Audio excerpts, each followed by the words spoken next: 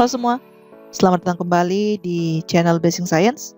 Di video kali ini kita masih membahas tentang ikatan kimia. Dan sudah kesekian video yang sudah saya buat tentang ikatan kimia ini. Sekarang kita masuk di materi-materi terakhir, yaitu tentang momen dipol atau yang disimbolkan dengan mu.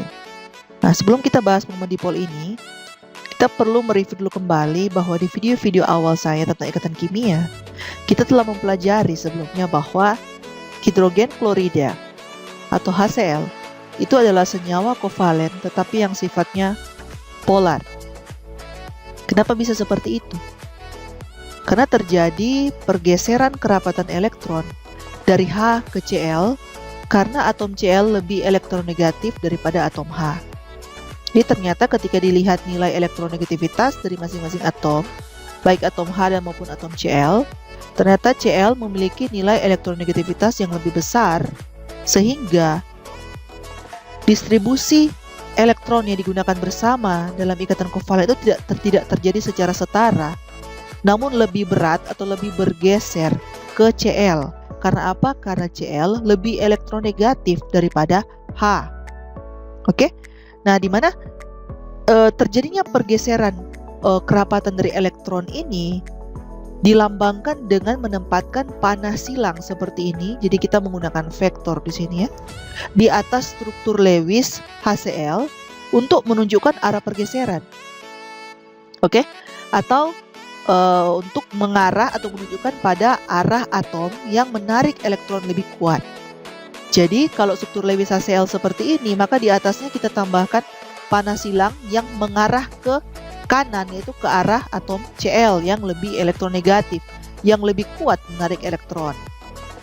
Oke, jadi sebenarnya di sini ketika suatu senyawa itu dikatakan polar, ternyata kita bisa simpulkan karena ada perbedaan atau selisih nilai elektronegativitas dari kedua atom. Misalkan saja ketika senyawa itu adalah senyawa diatomik atau molekul diatomik, pasti ada satu yang nilai elektronegativitasnya lebih besar dan satu lebih kecil, sehingga terjadi pergeseran kerapatan elektron lebih ke mengarah ke atom yang lebih elektronegatif, yang lebih kuat menarik elektron. Seperti itu. Jadi penggunaan bersama pasangan elektronnya ini tidak terjadi secara setara, tetapi ada satu atom yang lebih kuat menarik elektron tersebut. Seperti itu. Oke? Nah, kemudian ketika terjadi pergeseran kerapatan elektron seperti ini, karena ada salah satu atom yang lebih elektronegatif, jadi intinya ada selisih nilai elektronegativitas, maka akan terjadi pemisahan muatan yang namanya muatan parsial. Juga kita sudah bahas muatan parsial yang disimbolkan dengan delta. Jadi HCl ini nanti akan terbentuk muatan parsial, delta plus untuk H, sedangkan delta minus untuk Cl-nya. Seperti itu, sehingga kita bisa gambarkan seperti elektronnya itu seperti lebih condong ke Cl kan daripada ke H. Kalau dia setara pasti di tengah-tengah sini, dia nggak lebih condong ke kanan sini kan kalau digambarkan gitu. Kira-kira seperti itu ya. Oke. Nah, sekarang kita lanjut. Nah, sekarang apa hubungannya dengan momen dipol? Dari tadi saya sudah menjelaskan, saya belum menyebutkan tentang momen dipol. Apa hubungannya? Jadi, jauhnya pergeseran muatan elektron atau jauhnya pergeseran kerapatan elektron yang tadi sudah saya jelaskan dalam suatu ikatan kovalen polar, itulah yang dinyatakan dengan yang namanya momen dipol atau mu. Di mana mu itu ada rumusnya. Mu itu sama dengan, kalau ingin menghitung mu lewat percobaan, itu ada rumusnya ya, mu sama dengan delta dikali D, di mana mu itu adalah momen dipol dengan satuan coulomb meter atau debye, atau kita bahasa Indonesia saja ya, dBA. Kemudian untuk delta itu muatan parsial dengan satuannya coulomb. Kemudian D itu adalah jarak ikatan dengan satuannya meter, di mana 1 debye ini setara dengan 3,34 kali 10 pangkat minus 30 coulomb meter. Seperti itu.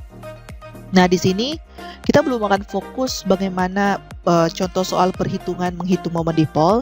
Intinya baru sampai menyampaikan kalau momen dipol seperti ini pengertiannya dan persamaannya untuk menghitungnya seperti ini. Oke, mungkin kita akan bahas di materi yang lain yang berbeda. Oke? Nah, selanjutnya dengan begitu kita sudah tahu belajar di video sebelumnya tentang bentuk molekul atau geometri dari molekul. Kita tadi juga sudah bahas apa itu momen dipol dan kita juga sudah tahu sebelumnya apa itu delta En. Ya, delta En yang adalah selisih elektronegativitas di antara dua atom yang berikatan. Nah, dan ternyata tiga faktor ini, bentuk molekul, momen dipol, dan delta En atau selisih elektronegativitas itu dapat menentukan polaritas dari suatu molekul. Ini saya ingat saya sudah bahas juga di video-video awal, tapi hanya secara umumnya saja. Nah, ada beberapa poin yang perlu kalian ingat untuk membantu kalian. Adalah yang pertama, ketika berbicara molekul itu diatomik, berarti terdiri atas dua atom, dan ternyata molekul diatomik itu terdiri atas atom yang berbeda jenis, sudah pasti dia akan memiliki selisih elektronegativitas. Pasti delta En-nya ada, ya kan? Sehingga biasanya molekul itu adalah molekul polar sifatnya. Oke? Sebaliknya, jika molekul diatomiknya itu terdiri atas atom-atom yang identik atau atom-atom yang sama, misalkan saja Cl2, Cl dengan Cl kan, atau H2, H dengan H, maka otomatis dia tidak memiliki selisih elektronegativitas atau delta En-nya 0. Kenapa? Karena kan kalau nilai yang sama dikurangi dengan nilai yang sama pasti 0. Maka molekul tersebut itu bersifat non-polar. Oke? Nah, hal yang lain yang perlu diingat, kalau molekulnya diatomik, kemudian kita gambarkan bentuk molekulnya, kita sudah belajar di video sebelumnya bagaimana menggambarkan bentuk molekul. Ketika bentuk molekulnya ternyata simetris, maka resultan momen dipolnya itu akan saling meniadakan, sehingga molekul tersebut bersifat non-polar. Oke? Nah, selanjutnya, jika molekulnya poliatomik dan bentuk molekulnya asimetris, oke? Jadi maksudnya simetris dan asimetris ini juga bisa melambangkan pergeseran kerapatan elektron. Jadi kalau pergeseran kerapatan elektronnya itu terlihat simetris, berarti dia nonpolar. Tapi kalau pergeseran kerapatan elektronnya itu terlihat asimetris, jadi lebih mengarah ke bagian tertentu, kan tidak simetris, berarti itu adalah sifatnya polar. Oke, sifatnya polar. Jadi kalau molekul poliatomik dengan bentuk molekul asimetris, dan juga bisa kita lihat dengan terdapatnya pasangan elektron bebas pada atom pusatnya,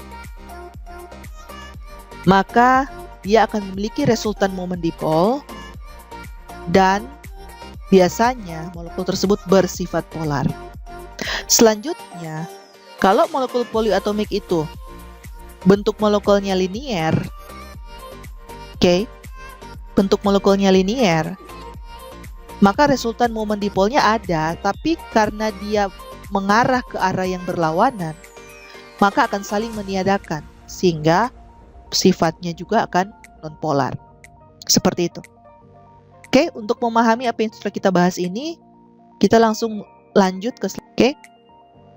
Nah, kita fokus dulu untuk yang pertama. Misalkan ada pertanyaan, molekul CO2 ini, karbon dioksida ini apakah polar atau non-polar? Di sini sudah langsung dijawab bahwa molekul CO2 itu non-polar. Nah, pertanyaannya kenapa bisa non-polar, ya kan? Nah, jadi kalau kita lihat nilai elektronegativitas dari C dan O, kan CO2 itu kan ikatan antara C dan O. Ya kan, seperti ini kan struktur Lewisnya. O di kiri, C di tengah, dan ada O yang kedua di kanan. Seperti itu. Jadi kalau kita lihat nilai elektronegativitas dari C 2,5 dan nilai elektronegativitas dari O 3,5, berarti O itu memiliki nilai elektronegativitas yang lebih besar.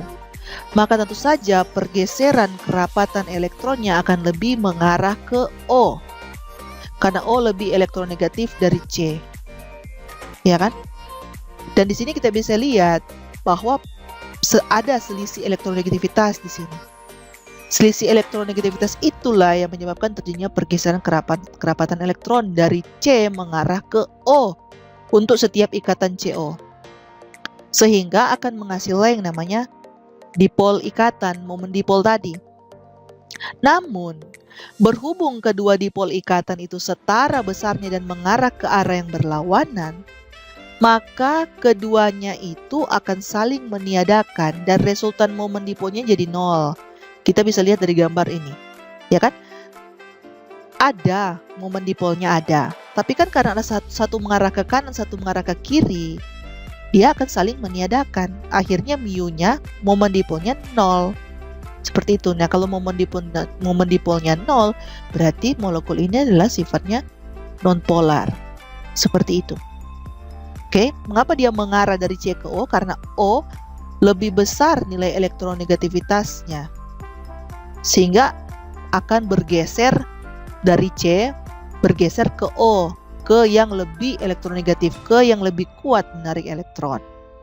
Seperti itu. Oke?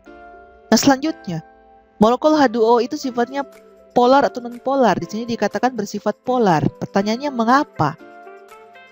Dari sini kita bisa lihat bahwa H2O kan itu ikatan antara H dan O. Ini kan kita sudah bisa lihat struktur Lewisnya. Nah, di sini kalau kita lihat elektronegativitas dari H itu 2,1 dan elektronegativitas dari O itu 3,5, sudah pasti ada selisih elektronegativitas di sini dan O yang lebih besar nilainya. Otomatis pergeseran elektronnya akan mengarah dari H ke O. Oke, mengarah dari H ke O. Jadi kalau kita gambarkan dari H ke O, kita gambarkan seperti ini, dari H ke O. Ini juga dari H ke O. Karena dia tidak berlawanan, maka dihasilkan resultan momen tertentu. Kalau kita ingin ukur melalui percobaan, ternyata senilai 1,4 debye, ya. Sehingga molekul ini bersifat polar. Oke? Contoh yang lain. Molekul CCl4. Dia sifatnya polar atau non-polar. Ternyata di sini adalah non-polar. Pertanyaannya mengapa? Kalau kita gambarkan CCl4, molekul kan jadi seperti ini, tetrahedral, ya kan? Kita tidak perlu bahas ya kenapa bentuk molekulnya seperti ini, karena saya sudah menganggap kalian sudah tahu menggambarkan bentuk molekul. Nah, sekarang kalau kita lihat elektronegativitas dari C 2,5 dan elektronegativitas dari Cl 3, berarti ada selisih elektronegativitas. Dan pasti pergeserannya akan lebih mengarah ke Cl. Jadi akan bergeser dari C ke Cl. Pasti ada menghasilkan resultan momen dipol. Akan tetapi bentuk molekul dari CCl4 itu ternyata simetris, tetrahedral. Sehingga momen dipolnya akan saling meniadakan. Akhirnya resultan momen dipolnya jadi 0. Saling meniadakannya di mana? Coba kita lihat. Satu ke sini, satu ke sini. Saling meniadakan. Satu ke sini, satu ke sini. Ya saling meniadakan kan jadinya. Yang di sebelah sini ke sana dan ke sini juga ke sini. Jadi saling berlawanan kan arahnya. Jadi wajar saja kalau resultan momen dipolnya akhirnya 0. Mu-nya akhirnya 0. Sehingga molekul CCl4 itu sifatnya nonpolar. Oke?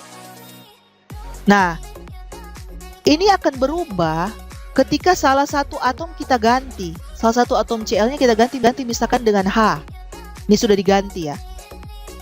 Jadi dari CCl4 sudah jadi CHCl3. Nah, kalau salah satu atom Cl kita ganti dengan H, maka elektronegativitas dari H kan 2,1, sedangkan C 2,5. Berarti pergeserannya akan terjadi dari H mengarah ke C, seperti ini. Iya kan? Karena kan lebih akan mengarah ke atom yang elektronegativitasnya lebih besar, lebih elektronegatif. Sehingga kalau seperti ini, resultan momennya ada. Resultan momen dipolnya ada, yaitu ke bawah. Gitu ya, ke bawah. Sehingga karena resultan momen dipolnya ada, yaitu mengarah ke bawah, kita tidak perlu hitungnya berapa, intinya dia mengarah ke bawah, ada resultan momen dipolnya. Sehingga kalau sudah salah satu atom Cl diganti dengan H menjadi CHCl3, maka molekul CHCl3 ini justru bersifat polar. Oke? Jadi ternyata bisa sangat berpengaruh kalau kita ganti satu atom saja dengan atom yang lain. Itu bisa sangat mempengaruhi terhadap sifat atau polaritas dari molekul itu. Yang awalnya mungkin non-polar bisa berubah menjadi polar. Sebaliknya mungkin awalnya polar bisa berubah menjadi non-polar. Seperti itu. Oke? Semoga dapat dipahami ya. Intinya di sini Untuk bisa mengidentifikasi suatu senyawa itu kovalen polar atau tidak, kita lihat apakah ada selisih elektronegativitas dalam ikatannya, dalam atom-atom yang berikatan. Kalau ada selisih elektronegativitas, ya kan, berarti akan ada terjadi pergeseran kerapatan elektron ke arah atom yang lebih elektronegatif. Nah, jadi kalau sudah ada selisih elektronegativitas, ada terjadi pergeseran ke arah atom yang lebih elektronegatif, maka otomatis ada momen dipolnya. Tapi itu pun tergantung keadaannya. Kalau momen dipolnya akhirnya ternyata saling meniadakan karena arahnya berlawanan, ya otomatis tetap momen dipolnya jadinya nol, resultan momen dipolnya nol. Seperti itu. Jadi semua tergantung keadaannya juga. Jadi ternyata kita penting juga untuk melihat bentuk molekulnya. Sehingga akhirnya disimpulkan bahwa 3 faktor yang sangat menentukan polaritas ikatan adalah yang perlu diingat adalah bentuk molekulnya, momen dipolnya, dan selisih elektronegativitasnya. Itu yang perlu diperhatikan. Oke? Semoga dapat dipahami. Untuk lebih memahami ini tentu kita langsung latihan soal ya. Latihan soal yang lain untuk lebih membuat kita paham. Berikut ini ada latihan soal. Di mana latihan soal ini, contoh soal ini adalah tentang menentukan hubungan antara bentuk geometrik dan resultan momen dipol suatu molekul. Di sini ada soal, kita diminta menentukan dari molekul-molekul berikut ini manakah yang kita harapkan bersifat polar. Jadi ada Cl2, ada ICl, ada BF3, ada NO, dan SO2. Kira-kira manakah dari kelima molekul ini yang bersifat polar? Yang kita harapkan, kita prediksikan sifatnya polar. Nah, dari sini kita harus ingat ya, sekali lagi kita review lagi yang tadi. Intinya, kalau suatu molekul diatomik itu terdiri atas atom-atom yang berbeda, pasti ada selisih elektronegativitas. Kemungkinan besar dia polar, ya kan? Kemudian kalau senyawa poliatomik sudah lebih dari 2 atom-atomnya, terus kalau misalkan dia ada pasangan elektron bebas, atau kalau misalkan bentuk molekulnya tidak simetris, pasti dia polar. Nah, sekarang kalau kita lihat di sini, molekul diatomik yang berbeda atomnya itu ini, I dan Cl, pasti ada selisih elektronegativitas. Ini juga begitu, N dan O, pasti ada selisih elektronegativitas. Sedangkan untuk yang poliatomik, saya menduga yang ini, SO2. Oke, sekarang kita buktikan di kunci jawabannya. Benar tidak? Oke, benar ya. Jadi yang polar itu adalah ICl, NO, dan SO2. Alasan ICl dan NO karena dia adalah molekul diatomik yang memiliki selisih elektronegativitas antara atom-atom yang berikatan. Karena apa ya? Karena mereka adalah atom yang berbeda. Sedangkan SO2, kalau kita gambarkan bentuk molekulnya, ternyata bentuk molekulnya bengkok. Dan ada selisih elektronegativitas antara S dan O. Sehingga tidak ada tidak ada saling meniadakan resultan momen dipolnya. Sehingga pasti ada resultan momen dipolnya, ada nilainya. Sehingga otomatis SO2 sifatnya polar. Sedangkan yang Cl2 dan BF3 itu adalah nonpolar. Kenapa? Kalau Cl2 karena molekul diatomik dengan yang terdiri atas atom-atom identik, otomatis tidak ada selisih elektronegativitas. Sedangkan kalau BF3, kalau kita gambarkan bentuk molekulnya, dia kan planar trigonal. Planar trigonal yang ternyata simetris, sudut ikatannya sama-sama 120 derajat simetris. Di segala arah dia segitiga sama sisi simetris. Sehingga dipol ikatan antara B dan F itu akan saling meniadakan, meskipun ikatan BF hanya satu potong ikatan BF itu ada momen dipolnya. Tapi setelah kita gabungkan dalam molekul itu, ternyata dipol ikatannya akan saling meniadakan karena dia bentuk molekulnya simetris. Sehingga BF3 itu sifatnya nonpolar. Oke? Jadi kira-kira seperti itu saja yang harus kita ingat poin-poinnya. Gitu ya, dan saya ingat ini saya sudah bahas juga di awal-awal video. Tapi baru dibahas umumnya. Sekarang kan di sini baru dijelaskan, oh kenapa bisa seperti itu? Oh karena ada hubungan dengan bentuk molekulnya dan lain-lain. Oke?